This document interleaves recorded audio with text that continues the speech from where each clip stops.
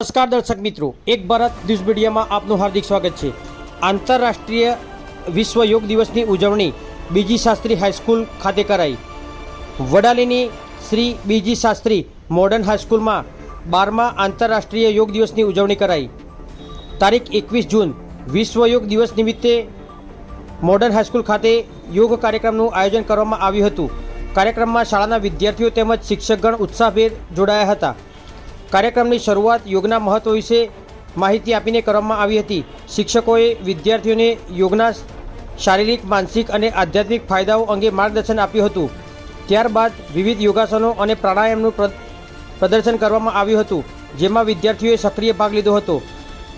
હાઈસ્કૂલના શિક્ષક શ્રી કમલેશભાઈ પટેલ દ્વારા વિદ્યાર્થીઓને વિવિધ પ્રકારના યોગાસન તેમજ પ્રાણાયામ કરાવ્યા હતા। શાળાના આચાર્ય શ્રી ડૉક્ટર હસમુખભાઈ પટેલે જણાવ્યું હતું કે નિયમિત યોગ કરવાથી શરીર નિરોગી રહે છે તેમજ માનસિક તણાવમાં ઘટાડો થાય છે।